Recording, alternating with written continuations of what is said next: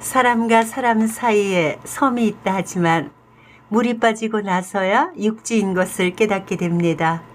사랑에도 기술이 필요하듯 좋은 관계를 유지하는데도 시간과 정성을 들여야 합니다. 안녕하세요. 민소의 꿈꾸는 정원입니다. 오늘은요, 백상경제연구원에서 펴낸 퇴근길 인문학 수업 중에서 두 편을 읽어드리겠습니다. 인간은 태어나면서부터 관계를 통해 살아간다. 삶이란 다양한 관계 속에서 이루어지지만 관계 맺기가 그리 쉽지 않다. 정현종 시인은 인간과 인간 사이에 섬이 있다고 말한다. 아내와 남편, 부모와 자식, 형제 자매는 물론 가족 간에도 남처럼 살아가는 이들의 모습이 떠오른다. 어린 왕자는 어른들은 숫자와 뭐든 빨리빨리 사는 데 익숙해 시간을 들여 관계를 지속하는 것에는 별 관심이 없다고 말한다. 좋은 관계를 맺으려면 가게에서 물건을 사듯 쉽게 생각하지 말고 시간과 정성을 들여야 한다. 가까운 관계일수록 단점이 쉽게 보이는 법이다. 어린 왕자가 말한 장미의 가시와 투정 때문에 상처를 받고 등을 돌리기도 한다. 생택지베리 또한 그랬을 것이다. 모든 것을 내주어도 아깝지 않던 관계가 이기심이 앞서면 서로 소원해질 수밖에 없다. 가시에 찔리지 않으려고 관계를 청산하기도 한다. 뒤늦게야 그 사실을 깨달은 생택지베리는 아내를 떠나서야 장미의 향기를 그리워했고 마음의 눈으로 상대를 보지 못한 근시안적 태도를 후회했다. 장미에 대한 책임을 다하지 못한 자신의 잘못을 뒤늦게나마 깨달았으니 얼마나 다행인가. 삶이란 모든 관계망 안에서 이루어지기 마련이다. 사람과 사람 사이에 섬이 있다고 하지만 물이 빠지고 난 뒤에야 육지였다는 사실을 우리는 깨닫게 된다. 사랑에도 기술이 있다고 하듯 좋은 관계를 지속해 나가는데도 기술이 필요하다. 상대에 대한 편견을 버리고 상대방을 바라보는 각도를 조금만 바꾸는 것, 상대방의 말을 경청하는 것도 필요하다. 다국적 회사 화이자의 회장은 매일 아침면 양복 주머니 한쪽에 동전 10개씩 넣었다. 그는 사람을 만나 상대의 말을 경청했을 때 동전 1개를 다른 쪽 주머니에 넣고 10개가 다 옮겨졌을 때 하루를 마감했다고 한다. 남의 말을 경청하는 일이란 시간과 정성을 들이는 일이다. 시간과 마음을 들이다 보면 좋은 관계를 유지하기가 쉽다. 긍정적인 마음도 누군가의 좋은 관계를 이어가는 데 도움이 된다. 미운 감정보다 상대의 장점 한 가지 정도를 기억한다면 더욱 좋을 것이다. 떠올리면 마음에 단물이 고이는 사람이 있는가 하면 생각조차 하기 싫은 사람도 분명 있다.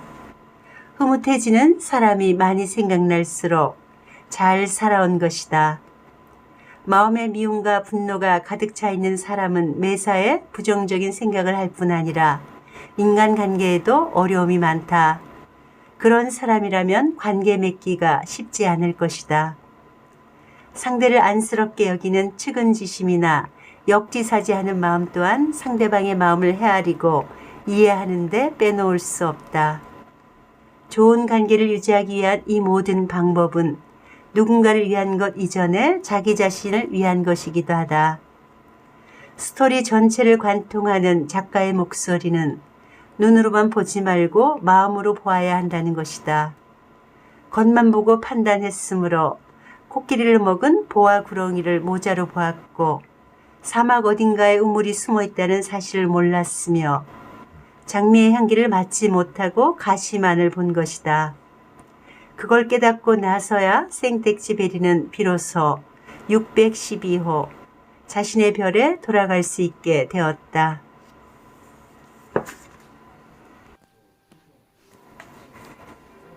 기요메에게 바치는 것으로 시작하는 작품 인간의 대지에는 생택지베리의 야간 비행에 대한 경험이 고스란히 녹아있다.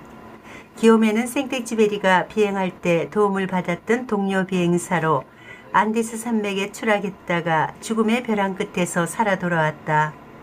자신의 시신을 찾지 못해 보험금마저 탈 수 없게 될 가족을 생각하며 사흘 밤낮 눈을 헤집고 추위 속을 걸었다는 기욤에 생떼지베리조차 수색 작업을 포기해야만 했던 겨울이었다. 그 누구도 안데스 산맥에서 살아 돌아올 수 없다고 생각했지만 그는 아내와 가족을 생각하며 산 정상을 향해 걸었고 천만다행으로 목동에게 발견되었다. 안데스 골짜기 눈에 묻혀 죽을 수도 있었던 기욤을 이끈 힘은 가족에 대한 무한한 사랑과 책임감이었다. 책에는 기욤의 강인한 정신력과 가족에 대한 사랑, 기욤에 대한 무한한 신뢰가 잘 드러나 있다. 내가 한 행동은 그 어떤 동물도 따라할 수 없었을 거야. 기적처럼 살아 돌아온 기욤애가 한 말. 그는 자신의 한 행동은 인간만이 할 수 있는 가장 고귀한 일이었다고 한다. 그런 기욤애의 경험과 생떼지베리의 사막 경험이 어린 왕자에도 녹아있다. 사막이 아름다운 건 우물을 간직하고 있기 때문이야. 어린 왕자가 말했다. 비록 사막이 죽음과 공포를 가져온다 해도 그 안에 오아시스가 있다는 사실을 믿는다면 희망적이라고 말한다. 이 잠언시 같은 한 문장은 진짜 중요한 건 눈에 보이지 않는다와 열린 창을 통해 안을 바라보는 사람보다 닫힌 창을 통해 많은 걸 볼 수 있다는 보들레르 시 한행과 같은 의미로 이해될 수 있겠다. 작가의 자아라고 할 수 있는 어린 왕자는 그동안 그런 삶을 살지 못했지만 사막 여우를 만난 후에야 지난 삶을 후회하게 된 것이다. 뿐만 아니라 지구에서 수많은 장미를 만났지만 그 장미들에게는 어떤 책임도 없다는 것을 알았고 자신의 별에 두고 온 장미가 얼마나 특별한가도 깨닫게 되었다. 자신이 물을 주었고 바람막이가 되기도 했으며 온갖 투정과 요구를 받아주었던 장미. 그 장미의 가시가 너무 아팠고 투정이 싫어 결국 떠났는데 지구의 숱한 장미를 만난 뒤에야 자신의 장미가 얼마나 소중한 존재였는지 알게 되었다.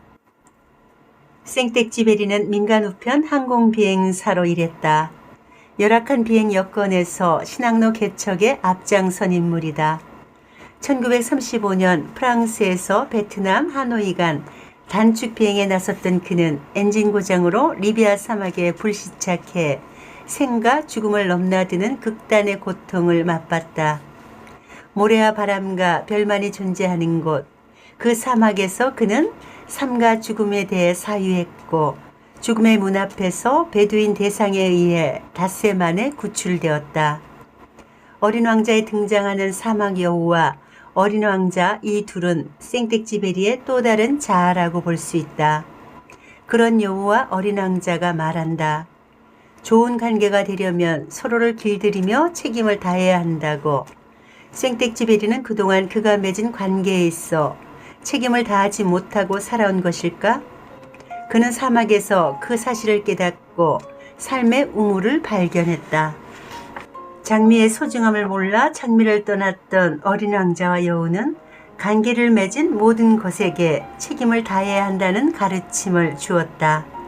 결국 어린 왕자는 별에 두고 온 자신의 장미를 새롭게 인식했다. 그리고 장미가 있는 자신의 별로 돌아간 것이다.